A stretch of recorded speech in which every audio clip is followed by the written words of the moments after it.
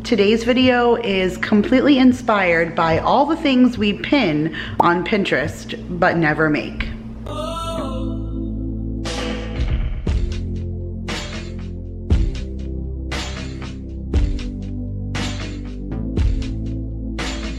What is up, you guys? My name is Kira if you are new, and in today's video I am going to share with you some delectable desserts, but they are entirely inspired by all of those pins that I always pin on Pinterest that I never make.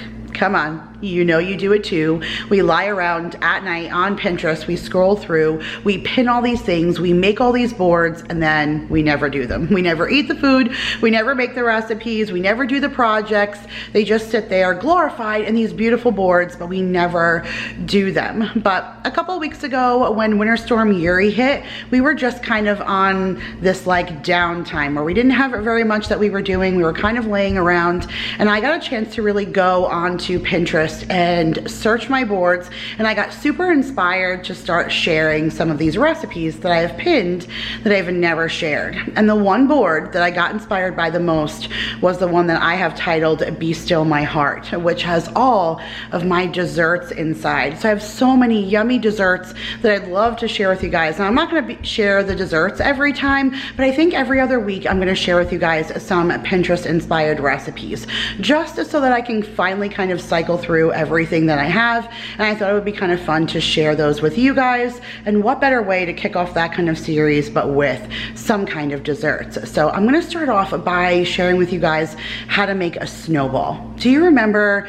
those delicious chocolate cakes with the marshmallow and coconut topping? Like, that's a flashback to my childhood. And I remember going into like a gas station or 7-Eleven and seeing the pink ones. The pink are like the original, and they used to come in a 2-pack. And if I would go with my family, that would be like a surprise or a treat, something that I could get. I think that's where my first real love for coconut came from. So if I knew I could make these at home, I probably would have been making them forever. So it's probably better that I'm just kind of finding this out now, but it was really fun to recreate those snowballs at home. And then the second thing is some chocolate covered brownie cherry bombs. They just looked so delicious. Pretty much everybody in the house loves cherries, besides Jake anyway.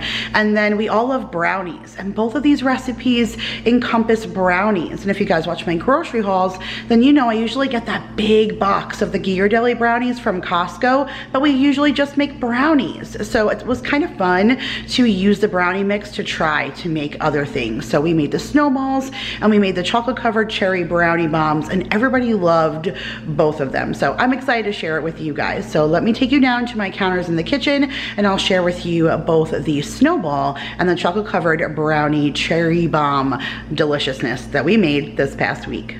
All right, you guys, so we are starting off with that snowball recipe, which, like I said, absolutely screams childhood to me, especially since it encompasses two of my favorite flavors, which happens to be chocolate and coconut, and they go oh so well together. So one of the ingredients that you're going to need is a brownie mix, and so I have the Ghirardelli brownie mix that I get from Costco. I absolutely love this stuff. It is fantastic, and it is triple chocolate, which it legitimately is as triple chocolate as you can get, and it is so good. And it only needs a 1/3 cup water, a 1/3 cup oil, and 1 egg. And then the only other ingredients that we're going to need is some marshmallow cream, which is essentially fluff, and I have that left over from a food hack recipe, so I thought what perfect time then now to incorporate it into something else. I have some vanilla frosting here left over from another food hack, so again, what better way to use up another ingredient that was just sitting there. And then some sweetened coconut, and I have mentioned to you guys a ton of times that coconut is definitely one of my favorite flavors. So the steps for this, you guys, are so simple. They want you to start off by making that box brownie mix and then just letting it cool. And then you go ahead and you mix that vanilla frosting and then the marshmallow fluff together, and you make that your next layer and then cover it with coconut. I mean, how hard could that be? So I went ahead and followed the instructions on the back, got a nice sprayed down 9x9. I put the mix inside of there, and then off into the oven it went, where it cooked until it was ready to go. And then I just made sure to let it cool because you do not want that frosting and the marshmallow cream to melt. You want more of that marshmallow sticky texture. And you can see here that there's 3/4 of this tub left, and there's about a half a tub of the vanilla frosting. So I went ahead and took the marshmallow cream and threw that inside of the bowl, and then I took the frosting and put that inside of the bowl. I thought I was going to have to heat it up to make it to where they were both mixable, but they were definitely smooth enough in texture that I was able to go ahead and blend them together. I mean, you guys, how simple is this recipe? I mean, if I knew I could make a snowball right here at home this easy, I would have been doing it for years. So once we were completely incorporated both the frosting and the fluff together, we're just going to go ahead and get a nice even coating on top of the brownies. I didn't have any extra, so whatever those measurements are, like 3/4 of the fluff to a half a container of the frosting is perfect. And then now I'm going ahead and putting on the coconut. Now a traditional snowball is pink, but I don't really like to give my kids dye just outright if I don't have to. So for the 3/4 of the brownies, I just put regular coconut, just non-dyed coconut. And then for the purpose of sharing what a true snowball looked like, I did just use a little bit of pink dye that I had left over from when Jake made galaxy cupcakes for me from Rosanna Pacino's cookbook.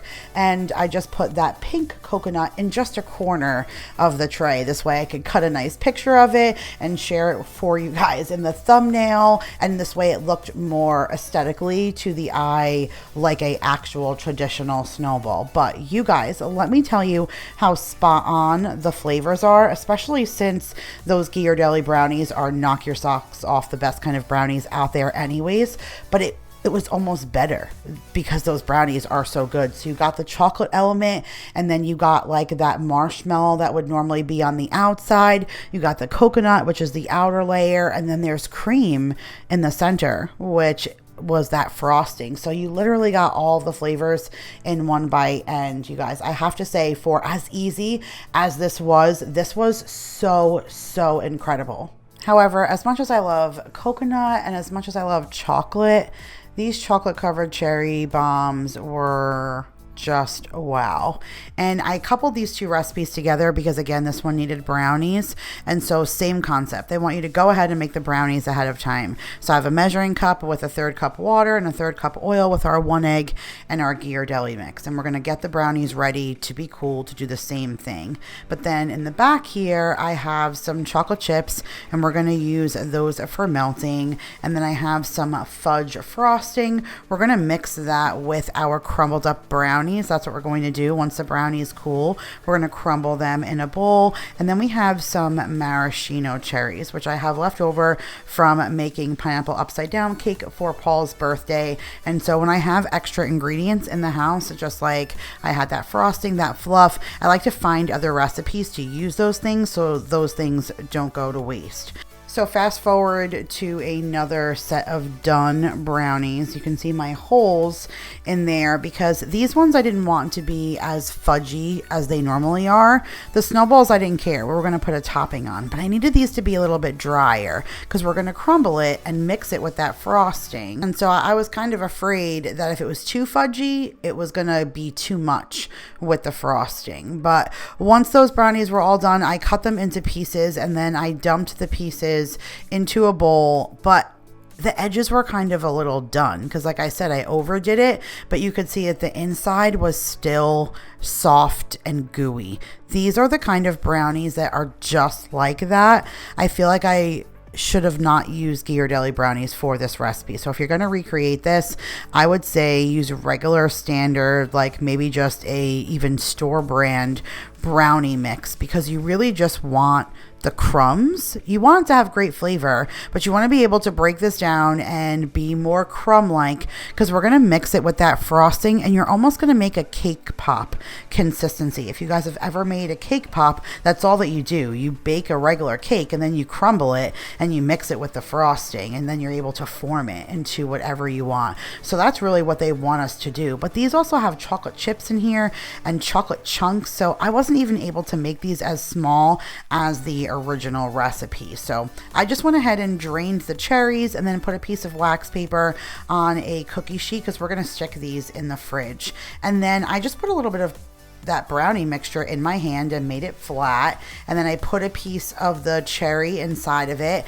and then I took some more brownie mix and I just kind of rolled it around and formed it into my hand until I just had this ball. And I left the stem out because I thought that would be pretty cool. The original recipe says, you know, to take the stem off. They actually recommend you use cherry pie filling, but I thought that was going to be a hot mess, so I just went with the straight cherries and went and rolled them. I think I got 20 out of them. Some, of course, didn't have the stems. You know, in every jar you end up with some without stems, but they ended up being pretty decent sized cherry bombs because of those chocolate chips and chunks. Like, you just couldn't get it around there small enough. But after 1 minute and then a good mix and then another 30 seconds, I melted those chocolate chips in the microwave, and now we just have a bowl of liquid chocolate. Now, one thing that I would suggest is that you put these in the freezer for maybe 10 or 15 minutes before you put them in the chocolate. This way the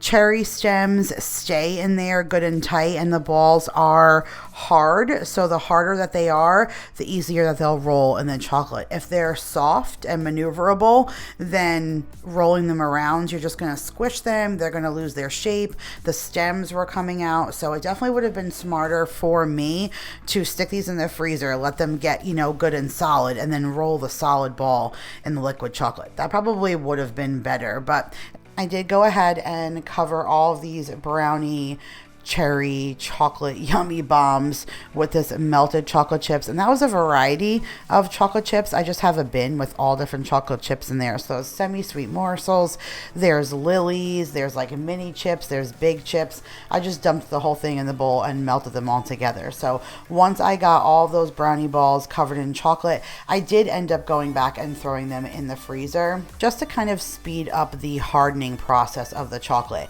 If I would have left this counter side, they eventually would have hardened, but sometimes to get that really glossy, pretty, shiny chocolate texture, you have to freeze it, or at least drop the temperature of the chocolate as quickly as possible, and it'll harden in enough that it gives you that glossy look, and it stays the way that it looks as it's wet. But this is what it looks like on the inside. So you can see what they look like when they finally got hard out of the freezer. I just took them all out and put them on a white tray, but I cut them in half so you could see what it looks like on the inside. And you guys, these are so incredible. I mean, like I said, the brownies are already amazing. Like these brownies are the best brownies I have ever had. But when you bite into it, sometimes you're getting a chunk or a chip from the brownies. You're getting the sweetness from the cherry, and then you're getting that rich fudgy texture that the frosting made. And then the outside chocolate is just a perfect like encasement to kind of hold in all of those goodies. So it gives you something to hold on to while you're biting into this. These were so good, and these were so easy. Like, none of this was complicated. If you can make a batch of brownies, you can go ahead and do the extra steps to make these delicious things. But we always just make brownies. We always have a box of mix in the pantry and we just make brownies. But now this was a whole new twist on making brownies. We will never just make plain brownies again because the possibilities and the flavors are endless. All right, you guys, so that's it for today's video. I hope you guys enjoyed, and if you did, make sure to give this video a huge thumbs up. That'll let me know if you guys enjoy this, whether or not to keep sharing every other week of these Pinterest inspired recipes. Back in the day when I first started my channel, I used to do Saute Saturday every other Saturday, where I would share a recipe with you guys. But most of the times the recipes were savory kind of things, dinners, lunches, that kind of thing. I didn't really dabble into dessert. I'm not much of a baker, but I feel like between the desserts and all of my other Pinterest boards, I have a lot that I can share with you guys. So make sure you let me know down below if that's something fun you think that I should be sharing. Otherwise, you guys, subscribe if you are new. I love you guys all so much, and I will see you guys in the next one. Bye, guys.